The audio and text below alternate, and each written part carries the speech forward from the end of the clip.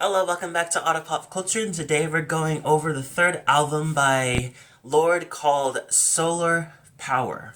So, Lorde, this is her third album, and I'm super excited to get into this. And I also was not excited as well because I've kind of had back and forth with the singles. Like, I love Solar Power, the first single of Solar Power. I love that one. I didn't really care. I was still kind of trying to connect with Stoned at a nail salon, and I also tried to connect with Mood Ring, and those ones I kind of felt like it was just faltering further and further and further down. I was like, okay, this is very different for me to have this reaction towards Lorde singles. I will say that usually the first single is always something that for me, like, I have to adjust to. It's kind of just, it's very Lady Gaga, was just like, I gotta feel it out first, or let it sit with me for a while, and then I'll like it kind of thing. So I felt like I got that immediately for Solar Power, but the other two I didn't.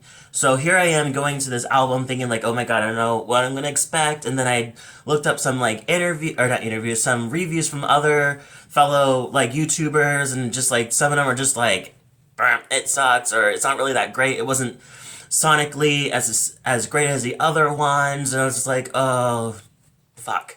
So I was kind of nervous about it, but then as I got into it, and I'm listening to the whole thing, it makes so much sense as one, not as individual songs. I think it kind of takes away the whole feeling of what she's trying to portray in this whole thing.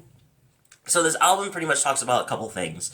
So one thing it talks about is pretty much the environment, and having a connection with nature, and just using that as a way to heal more than kind of leaning into like celebrities and people that have like weird advice on Instagram, like, hey, if you do this, blah blah blah. It's like, sure, it works, but I feel like what she's trying to say is like there's also going out and being in the air, and kind of walking through some trees, and like kind of being in nature really does this, kind of can do the same thing. And then she also talks about just kind of looking at her past and looking at how she feels about fame, and how she feels since then, and how she feels now, and all the things that she's learned since starting out, and when she was like 13, being signed at 13, releasing the album at 16, and then on, you know.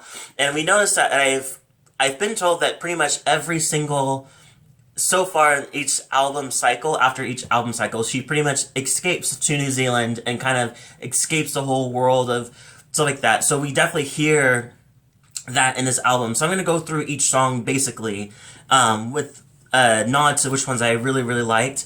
And some I was like not really connecting with, but I still like the message. I think every single song every single song, I may not like the song sonically, but the lyrics and the topics are really, really good in pretty much each song. So I'm going to go through each of them and talk about it. So the first song is The Path. And this one's talking about exactly what I said in the beginning, which is not looking at celebrities to help you heal or finding the answer through them, is to find it in nature instead.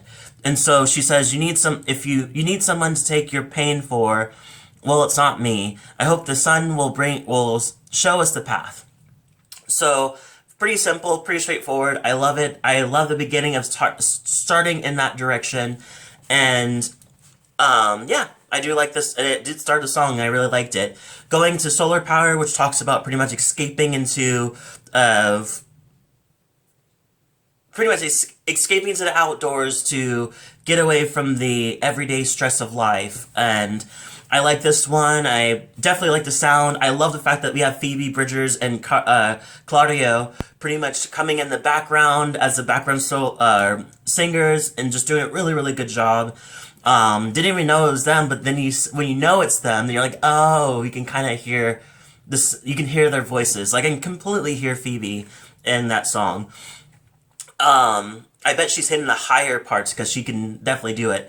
And then go into the next song called California, which is pretty much her thoughts on California and her fame surrounding it too. And it pretty much, like everybody else, it's pretty much saying the same thing.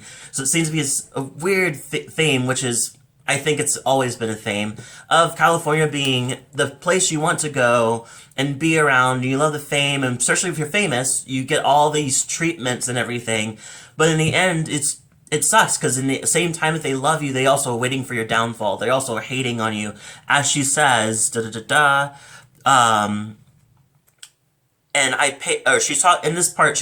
Before this line. She's talking about I paid all this money to kind of be in the presence of California and or to do all these hotels and everything. And she says I'd pay it all again to have your golden body back in my bed, but I don't miss the pain, or I don't miss the poison arrows aimed directly at my head. So there's always this little flip side to it, what makes it seem like she's kind of being watched at every movement she makes, and everything that she says is always being monitored. And I think that she doesn't like that. Or she goes to New Zealand, and it's not the case. Stoned at the nail salon. This one pretty much talks about multiple things. Her getting old. It's just having her being very introspective about herself and about life. So her getting old and talking about being in a very domesticated direction, and how to kind of settle into that, so be okay with it when the pieces of her is kind of questioning whether this was the right direction. Because I feel so. She says it like around people around my age, which she's 24, 22. Sorry, they start thinking about the directions of if they're making the right decision, or if they had been making the right decisions, if not. And sometimes when you have a ongoing thing and everything's going in a system, sometimes you believe just like, am I missing out on something? Is there something else that I could do this better? Or it could be, is this even the path I'm supposed to be on, or am I just used to this, you know? This looks kind of crooked. Going to the next one is, yeah, but I didn't really care for this. I didn't really care for the song sonically. I still feel like the lyrics said what it needed to say, but I also just kind of it kind of felt like it floated more than it did nail everything that I liked of it, other than lyrics. Falling Fruit is the one I really, really, really like, and it's the only song that has an 808 in it. That she usually has in a lot of her other songs, but this is the first album you get a lot more acoustic.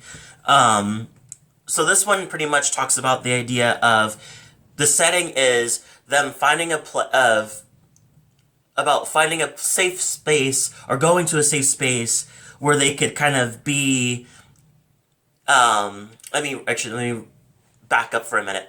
This takes place in the future. The setting is pretty much them having a safe place that they could be, and be there safely, where the world has been, pretty much uninhabitable. You can't live there at all. And so it's kind of like that's the setting, but she also talks about the idea of kind of wagging her finger at the older generations who pretty much just didn't do shit about the environment when it was known. Even then, it was just like, you gotta do something, shit's getting crazy. And I feel like she points a finger, she not points a finger, she kind of looks at him and asks, like, why did you leave us with all of this in the end? Like, you are gonna die, so you're never gonna see the results of how much you fucked up this world, but we will. We will live into that. Now, the future kids and generations will live in a place that they don't even recognize, you know? So it's kind of touching on that direction. And she says, one thing that really pulled me was, through the hall of splendor where the apple trees all grew, you leave us dancing on the fallen fruit. I feel like it's pretty much her saying just like, in this world, natural fruit doesn't grow anymore. And it isn't grow anymore. So, of course, at the end of it, where they're all on the ground, they're all dead, and we're just there, just dancing on top of it. And it's just the whole thing, it's just like, more pressing the point of just how much things have changed, and how much reaction or cause and effect has happened because of ignoring the fact of climate change and all that shit like that. Another one I wanted to point out to, but she gives a little hope, saying like, take the great minds and the vapors and the pocket full of seed. It's our time. It's time for us to leave. Pretty much starting another life, another society somewhere else, but taking seeds so you can grow more plants and whatever. And then one thing I do like that she says is, how can I love what I know I'm going to lose? It's a weird kind of dark space where just like, I wonder if people feel that way. It's just like, oh, well, it seems like it's not gonna, like, we have till 5 years to do this or whatever to fix this climate change or fix the environment that we live in the world. But it seems like, but people are kind of, it's a weird kind of hopelessness. Like, but what if we can't? Or what if it never happens? Or how can I really put the effort in this when there's a bigger fear that we're gonna lose it all, kind of thing. But it's a kind of it's a weird kind of blockade of a feeling, I feel like, because it's just saying, it's kind of a weird give up without really giving up kind of direction. But I think she kind of answered it for you. It's just like, that's not the point. You need to keep going. You need to keep fighting and protecting this world as much as possible, no matter if they say like 5 years or 10 years or whatever. We need to keep on adding to it and helping the world. That was a long one on that one, but I really, really liked that one. It really spoke a lot. Secrets of a Girl, from a Girl Who's Seen It All, is the next song, and this one talking about her younger self, talking about pure heroine, melodrama self, like just talking to her, all these angst and all this anger and all this trouble that she had in the past. She's just like, I'm looking back at you, I want to let you know, like, this is what I've learned so far. And she says that everybody wants, one thing I like that she says, everybody wants the best for you, but you gotta want it for yourself. I feel like what she's saying is that everybody will always have an opinion of what they want from you to do, or where they want you to be, or you should do this, oh, you should capitalize on this, da da da da, or you're better at this than that, and just like, all of that, sure, you can listen to that if you want to, but in the end of it, it comes down to you, what you want to do, what you want to be, and how you see things, and how, it comes down to you. And the full ending comes down to you, pretty much is what she's saying, and I love that. And I love that she kind of points out the fact that when she lost love, that she's going to find more. She'll find love again. She has to stay open. And then the last bit of it is, Robin having a spoken word, which I love that Robin's on this. Is kind of cool. And she starts off, which I love, is, welcome to sadness. The temperature is unbelievable until you face it. Unbearable until you face it. I love that. It says so much in one sentence, and I think it's really beautiful. She's kind of being like the flight attendant or something like that in that direction, but kind of using metaphors in that pretty much of what she's learned too. The Man with an Axe is pretty much talking about her boyfriend that she has right now, and she wrote this actually after a hungover after a party, and pretty much just confessing her love and just saying how much she loves this person and just loves being around this person. Pretty straightforward. Dominoes is another one I really, really, really like. It's pretty much talking about this person that constantly trying to find themselves and also reinvent themselves over and over again because to outrun the past of their past, pretty much. And it's pretty much a ridiculous thing of kind of being sarcastic and in this direction too. She's like, just another phase you're rushing on through. Go all new age, outrunning your blues. Pretty much pointing out just like it's a trend. It's a trend to certain people to do this more than it is looking and being responsible for or actually taking a step and looking into what caused any of these things, being introspective instead of being introspective or taking some responsibility for what have happened in the past, or ownership, I should say. It seems like they just reinvent themselves and call themselves a different thing, so that now they can run. Now all of that stuff in the past doesn't matter anymore. It's kind of the pretty much parallel to the whole Christianity, where it's just like, if you repent yourself to God after you do all these shitty things, then you're good to go. It's just like, and that's not how it works. I think that's pretty much what she's saying. She's like 50 gleaming chances in a row, then I watch you flick them down like dominoes. Must feel good being Mr. Start Again. Very interesting. I love it. I also started this song too. I also started the next song, which is Big Star, which is so sad. And I finally saw the picture of her. So this is pretty much about her dog, Pearl. I finally saw the picture of her dog, Pearl, and she's adorable Labrador looking, golden retriever looking thing. So cute. apparently this dog has passed away, but this was before the dog passed away, because she said that this song she was playing on piano while he was like under the piano, kind of just sleeping, and it was really cute. One thing I love is that she says, I'm a cheater, I lie, I'm shy, but you like to say hello to total strangers. And then she says, you're a star, I want to take a picture of you, kind of thing. It's just like, it's so much, I just love that direction, just like, of her saying, I'm so shy, I do all the, like, here's all my flaws, but yet you kind of push me out my comfort zone, because you just see things in such a bubbly, like, friendly way, and just like, I think it changes her in that way.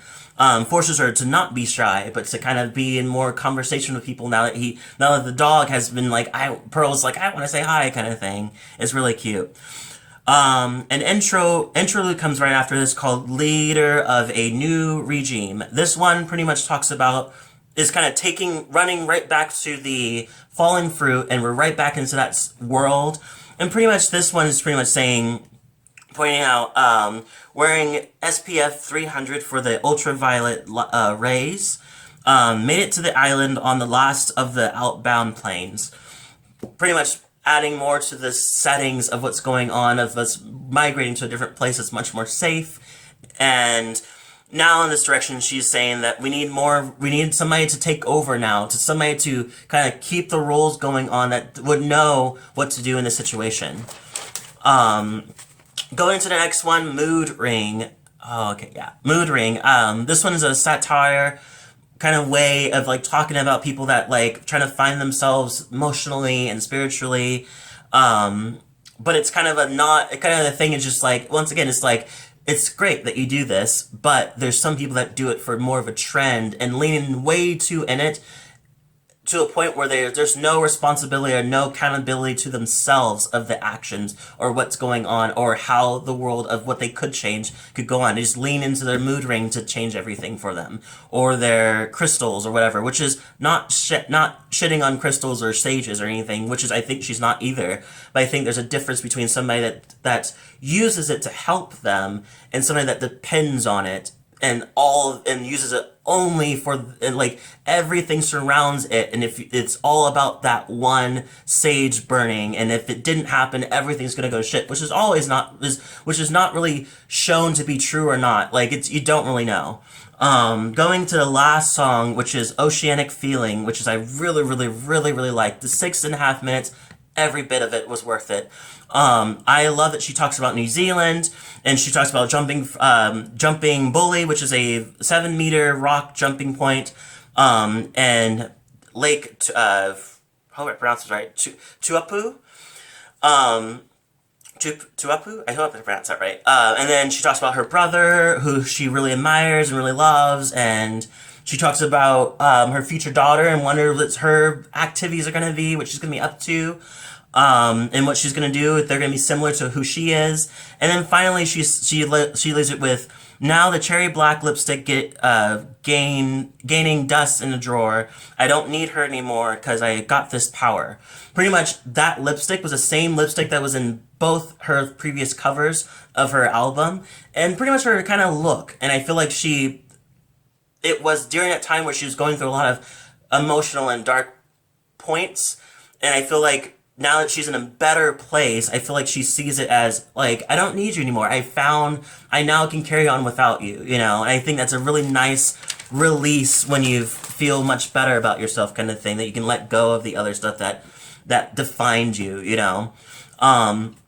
Pretty much, I personally love this album. I really think it's really good. I think the lyrics is really good. I think the points are being made.